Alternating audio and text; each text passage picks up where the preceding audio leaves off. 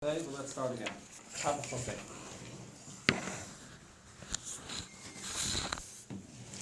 Yeah. Hine, let's start right inside. Hine kivin shetzirichim lifa. Since what we need to accomplish is that the existence of the world should not function in a way of falsehood, which was explained before. The concept of falsehood that we're referring to over here is the very fact that the world sees itself as independent and doesn't recognize that it constantly is dependent on the energy of Hashem to exist. That's the biggest sheker of all. Ella ba'ifn shel keresh. Rather, the world, the objects of the world, could be used to be a keresh, a beam for the Mishkan. She'inyin zen naseh. This is accomplished al yedei hakesher shemekashrim es sheker ha'olam. What we do is we take the sheker, the falsehood of the world, and we take it and connect it with the true existence of Hashem above. So the same word of sheker and keresh and kesher, the three ways of organizing the letters. So you take the sheker and connect it to a keresh through the kesher. So Harei, move on. From this we understand the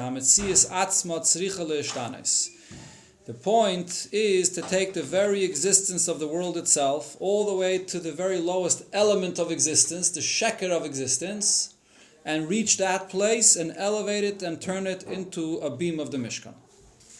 And you know, we can see this idea, we can understand this idea the way that Rebbe Marash explains it. So we're quoting here, the Rebbe makes an interesting connection to the Frierdiker Rebbe. These are Maimorim from the Rebbe Marash from the Shabbos Shel Achrei Aleida v'Habris Shel Balei Elula that were said in the Shabbos after the birth and bris of the Frierdiker Rebbe. It says in the bottom, which was Shabbos Parshas Matis Maseh, the year Tov Reish Mem. Pirish Maimer Azal. So the Rebbe Marash there explains what the Gemara says. Alma Amai Koim Chulu. What is the world standing upon? And the Gemara answers, Ayehei Shmei Rabba da Agadata. On the Kaddish that said after people finished learning, and the Gemara there specifically says Agadata. People learn the Agadata of the Gemara, the stories of the Gemara. As we know that Amal, that was the minig, and even today as well, and it's brought in Tanya as well, that between Mincha and Ma'ariv, the Balabatim come to Shul, and they stay in Shul to learn Agadata and Yaakov, right? And after they conclude the Shir, so you say a Kaddish, and you say Omen Yehei Shmei Rabba. So it's on that Omen Yehei Shmei Rabba that said, on the Agadata, that the world stands upon. So there's a few obvious questions on this Gemara, which the Rebbe Marash will address, some of them beferish, some of them not beferish. The first question that Rebbe Marash is going to ask, what says Alma Amai Koim? The Eibishter is the one that sustains the world every moment. He needs us to say Amen Yesh Mei Rabba. Every moment Hashem sustains the world. And also, the second question is Yehei Shmei Rabba da Agadata. Very interesting. You're learning a shir, and the shir of Torah the world doesn't stand upon. We know there's three things that the world generally stands upon. Torah, Aveda, and Gemilas Chasadim. What does the world stand upon? Specifically, the Yehei Shmei Rabba that said after the shir, and which shir? A shir of Agadata.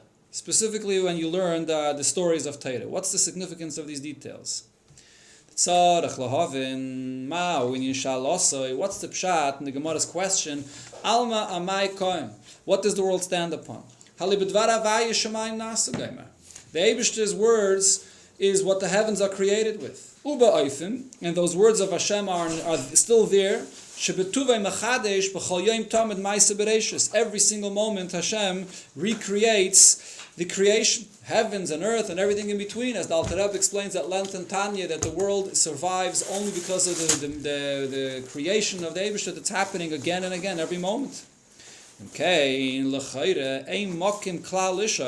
there's no room at all for the question of the Gemara, Alma al-Makoim. What does the world stand upon?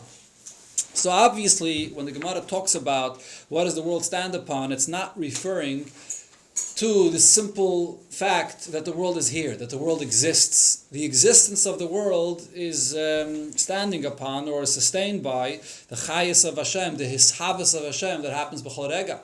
The Gemara must be referring to something deeper, to something else. What is that? Page Chafei.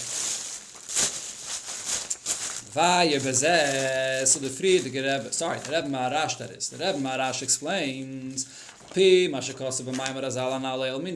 based on what the Gemara there describes beforehand. This is the Gemara in the end of Saita. That's the place where the Gemara describes what's going to happen in the end of the Golus, when the darkness of the world gets worse and worse. There's a bunch of different things the Gemara there describes in this matzav in the end of Golus. So the Gemara there says, from the time when the Beis HaMikdash is destroyed, every single day, the curses and the darkness that exist in the world become greater and greater, more and more than the previous day. It's regarding this description, the condition of the world, the darkness of the world following the Churban. The Gemara continues and says, if things turn so bad and are getting worse and worse every day, so Ela Alma Maika Komakayim. So what does the world stand upon? That's where the Gemara's question comes in. So the Gemara is not referring to the very existence of the world, to the fact that we have an existence of Daimim, Tzemeach, Chaim, Medaber, which Hashem creates and sustains every moment. What it refers to is the darkness of the world, the Hel and Vehester of Holocaust that keeps on intensifying and getting stronger and stronger. How do we survive that Hel and Vehester? How do we bring a revelation of Hashem into the world, that the world should exist in the way it should really exist, which is with a connection to the source of what creates the world? That's the Gemara's question. We're inside. And this is what the Gemara there continues and says. Alma Maika Mekayim. The world, upon what does it stand? Hainu, meaning Shahagam. Yes, it's true. Ki betuve mechadash b'chol yom tov et ma'aseh v'reishis. The Eibishter creates the world every single moment anew. Yet the question is, every day the curses and the darkness of the world become more. What does the world stand upon? Meaning, the word koim over here does not mean the existence, but the word koim means sheyishar tekuma, that we should be able to survive in this world. Sheyuchlu lishar tekuma ba'aretz, that we should have the ability to survive in our connection to Hashem, or not in the revelation of the world, that we should see the purpose and the existence of Hashem in the world. That's what the Gemara is referring to, not to the very existence of the world itself. So to that, the Gemara answers, the answer of the Gemara to this question is, specifically the answering of Amen Yeheshmei Rabba, and specifically in connection to learning the Agadata, the stories of the Gemara. That's the answer. What's the significance of this thing? So in this context, what's the Taichi Tekuma here? The word Tekuma. Here. The word tekuma does not mean existence. The word tekuma means when someone stands upright, when someone stands firm and strong and upright, referring to the pneumistic existence of the world. Not just the world that exists in a way that it exists like a jungle and it exists in the darkness and the hell of a hester. That's not the existence the Gemara is referring to. The emesa pneumistic existence of the world. Right? What's the question? It says Yom Hashishi, that the whole world was waiting would, in other words, if the Yidden wouldn't have accepted the Torah, would have ceased to exist. So what you're asking is, the world survives on Torah. Right. Yidden were makabel the Torah, and Yidden learned Torah, so the world survives in Torah. That's the answer. Huh? So I'm saying, well, what was his question? I mean, it says already, the Yidden accepted the Torah. So what I'm saying, is he saying that even though the Yidden accepted the Torah, so even the Yidden accepted the Torah, that guarantees the survival, but in other words, even after that, what guarantees the survival? In other words, is that a question? So the world is already survived. Based on what we're going to learn in a moment, that Rebbe is going to explain here, it seems like that just the very fact that we have Torah, Veda, Gemilas Chasadim is not enough. The darkness of the world is so intense. The koyach of klip and sitrach in the world is so intense that you need something more specific to be able to fight back. Amin Yeshmei Rabba of Agadata. And Dafka that has the powerful koyach to fight back the koyach of klip and sitrachra. As we'll see, let's see what the Rebbe says there. Which word? Kilulasai, the curses that exist in the world. Darkness. a darkness. I thought that usually refers to the times of the base mention being destroyed, the time of deep gullus. It doesn't mean always. Here it says every day it gets worse than the day before. The darkness continues. Well, we know what the Gemara says, that every day that the Beis Hamikdash is not rebuilt, it's a destruction that's happening again. It's not a destruction that happened once, it's happening again every day. And the Golas keeps on getting darker and darker. That's what the Gemara is saying here. Who's cursing? A curse is an active kind of thing. The word curse is a very strange lashon. Okay, I hear you. Kililosai, whose curse is it? No, everything comes from above, but it's based on the maisim that people are doing over here in this world that brings about this response and this reality. So specifically, to be able to fight back the darkness of the world, you need the Omen Yehish Meiraba of the learning the stories of Torah. So what are these two details? First, the Rebbe says, Shmei Rabba hu b'chinas Shmei HaGadol. Shmei Rabba means that we are praising the Eibishter's great name. Shalamayla mezayin shem she'einen nimchokim, which are higher than the 7 names that may not be erased. This is l'chayda connected to what we learned before. We learned that there are the 7 names, and the 7 names connect to the Kalim, Lamayla and Atzilus, and then you have Shmei HaGadol, which is Shem Havaya. Shem Havaya is in the Oyer of Hashem before there comes into any Kalim. That's l'chayda what it refers to, or maybe it's even referring to something that's higher than that. But it's not in the regular categories of the 7 names that are already in the world of Atzilus that have a certain limitation. Shmei HaGadol, we have to draw from the great name of Hashem to bring more than the limited and regular energy of Hashem that exists in the world. For the world to physically exist and survive, you have the regular energy of Hashem, the koyach of Mamala Kalama that exists in the world. To bring a tekuma, to elevate and schlep the world out of the chayshach that it's in, for that you have to have a much greater energy of Shmei HaGadol to draw the world out of that place. How do you draw Shmei HaGadol into the world to fight back and to take it out of the darkness? Is al yedei agadat tafka. That's specifically by learning the stories of the Gemara. There, when you learn these stories, you have the secrets and the inner part of Torah. As it's quoted here from the Mavur Baruch B'Hemshech Sham, which is explained by the Rebbe Marash, and the Metzayin over here to the Geras HaKodesh of the Alter Rebbe, the famous statement that the Alter Rebbe says in the Geras HaKodesh, that Roiv Seidus HaTorah Knuzim Ba. Most secrets of Torah are hidden in the Agarata of the Gemara. It doesn't say, just to point out the statement of the Alter Rebbe, it doesn't say Roiv of the Agarata is about Seidus HaTorah. It says Roiv Seidus HaTorah. Most of the secrets of Torah, where could you find them? They're hidden in the Agada of Torah, hidden in the stories of Torah. It just gives you a perspective.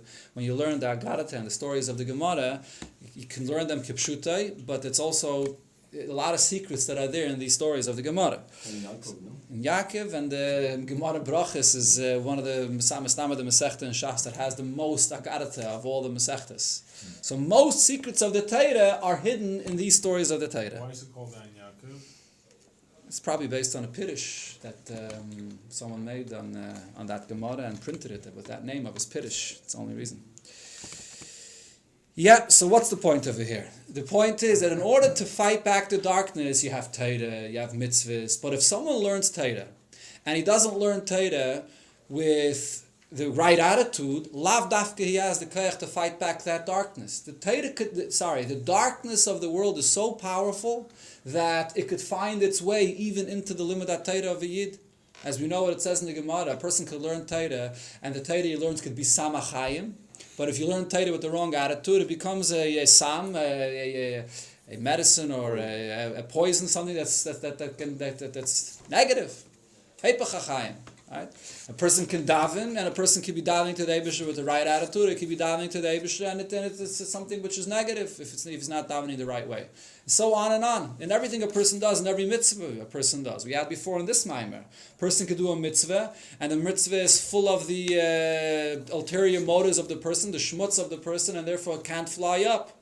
So to fight back darkness, of course the only way to fight back darkness is with Torah and mitzvahs. And like Chaim said before, that when Yidden were makabel Torah, that ensured the survival of the world, because Yidden are going to learn Torah and bring the Eibishter into the world. But still, in this Gemara, it's saying that you have to learn Pnimiyas HaTeira. When you learn the Seidus HaTeira, the Pnimiyas HaTeira, that connects a Yid to the Neisen HaTeira, to the giver of the Teira, to the godliness in the Teira. And then you have the Koyach to fight back the darkness. The Reb Marash adds one more point here. The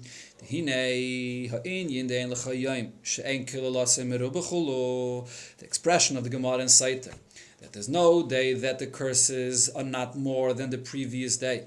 We look at the world and we see how it's constantly getting darker and darker. This is the reality of what exists in this world. What the Gemara is saying is, when you learn the secrets of Torah, and then you say Amen Yeshmei Rabba, drawing from the Eibish's great name,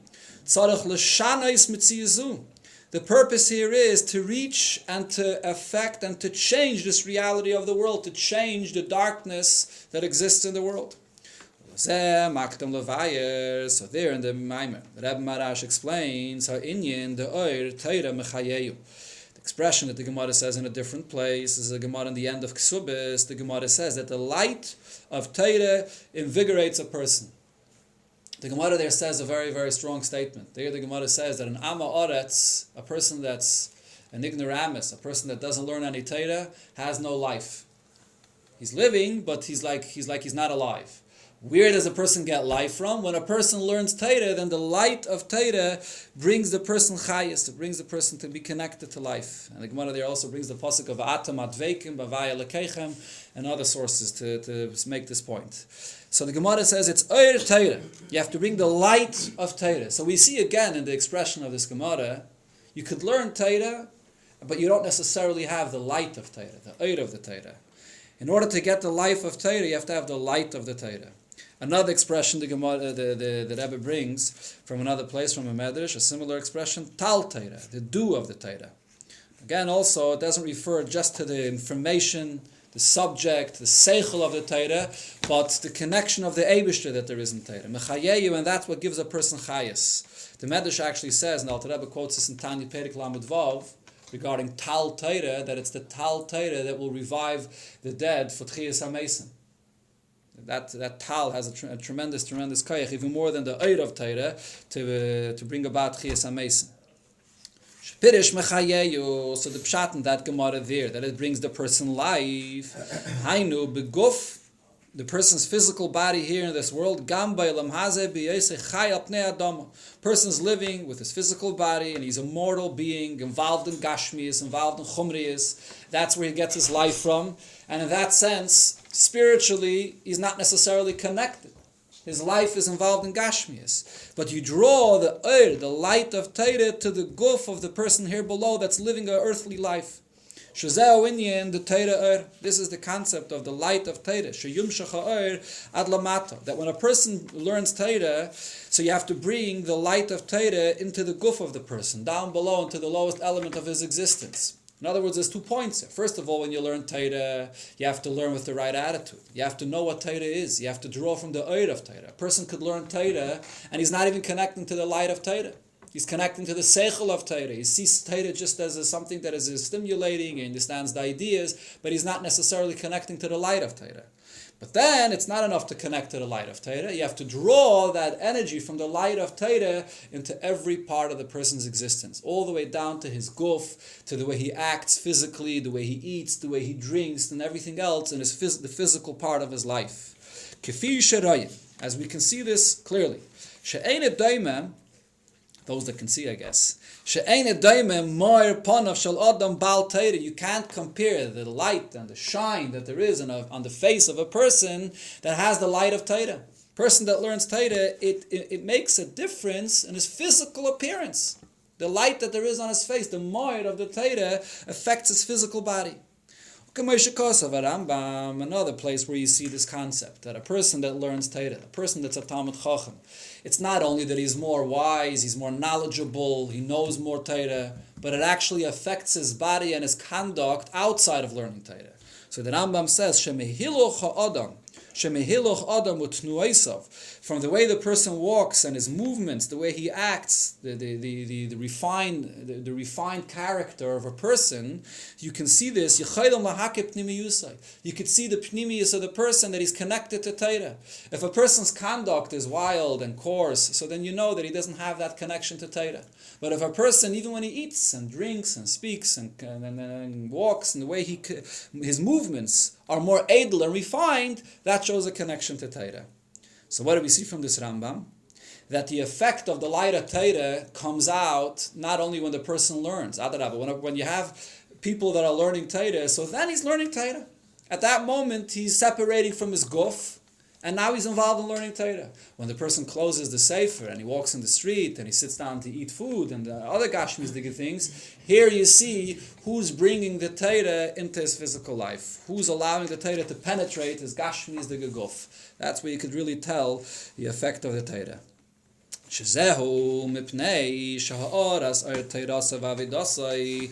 The ray and the light of the Torah and his aveda of serving Hashem me'iro ad lamato b'guf adam is shining and is affecting all the way down to the physical body of the person. Hainu shoha'aveda hi ba'ofen shenikar ha'pu'ula v'ashinui shenasa ba'olam. The person serves Hashem in such a manner that you can recognize the effect that the Torah that he learns has and the change that it causes in the world, in his physical existence, and then by extension in the world at large, that a person draws the energy, the light of Torah into the entire world around him. Which is the whole point of here, of what we're saying, that we have to bring the light of Torah into the sheker of the world. It's not enough just to connect to the Torah, but to bring it, to transform the sheker of the world, to elevate it and to connect it to become a keresh with the Mishkan.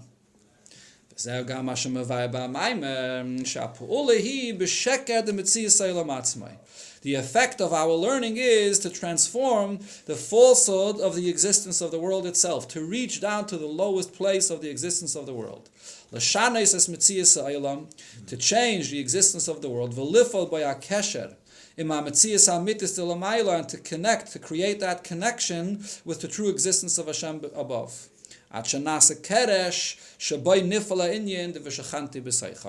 the point that it becomes, the existence of the world itself becomes a keresh, a beam that brings the very presence of Hashem to dwell in this world. Yeah. But the advantage of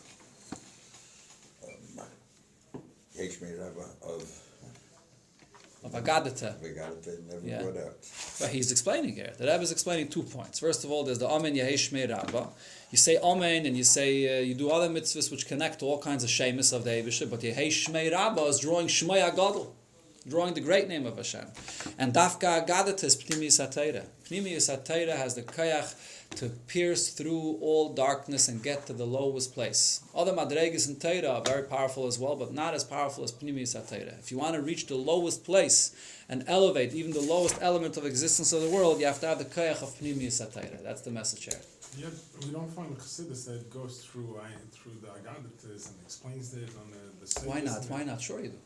Absolutely. Actually, interesting you're saying that, because the Rebbe Marash is my modern, even more than other Rabbeim, very much goes through different things of Agadata to explain them. I mean, if you look for Mashal into my modern of the Rebbe Rashab, to take as an example, which is the next thing you're going to learn over here, Maimon from the Rebbe Rashab.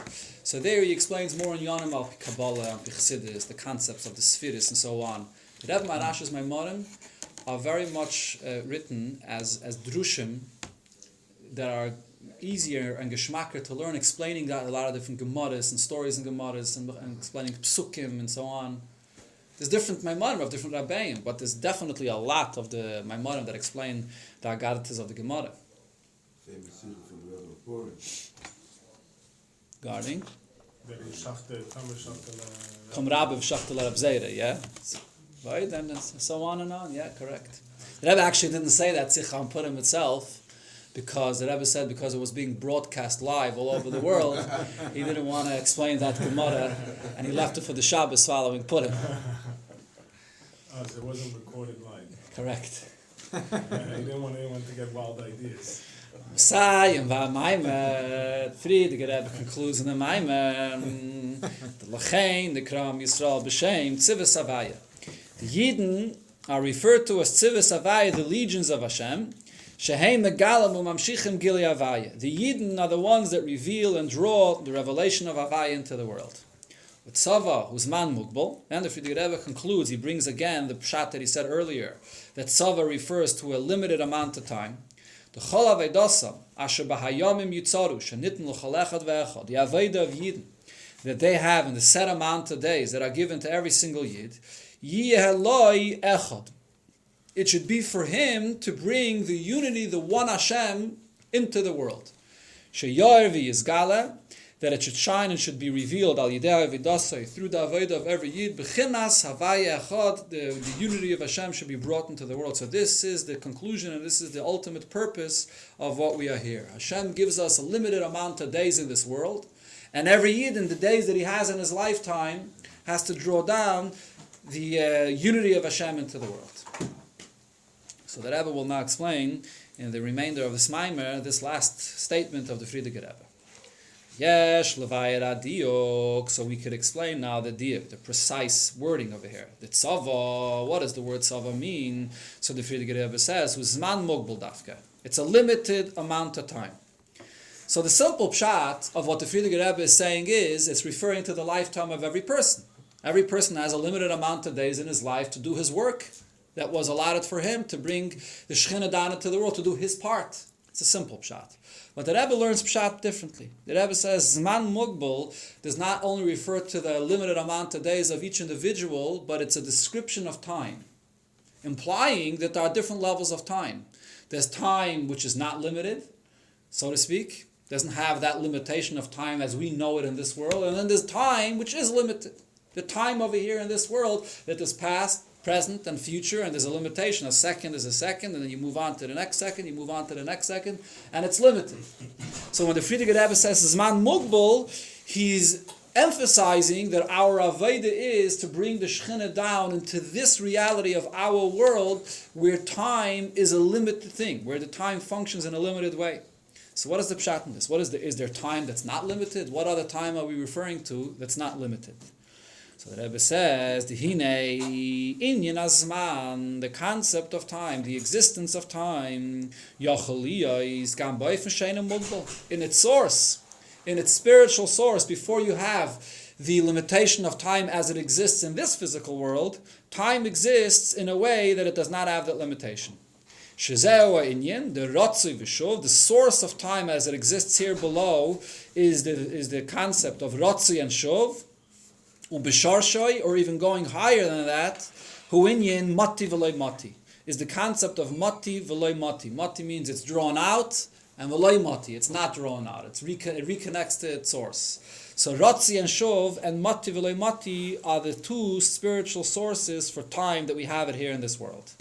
Which, okay, this is a little bit of a longer Indian to explain, although this is not the main subject over here, but I'll try to explain a little bit of it Mitzvah Shem tomorrow. Okay. The darkness actually started, increased darkness started after Moshe Rabbeinu. It says, after, what do you mean by Moshe Rabbeinu? Or after, what she said before. Following Moshe was Pnei Levana, and then this Canaan. But I guess, like he said, that expression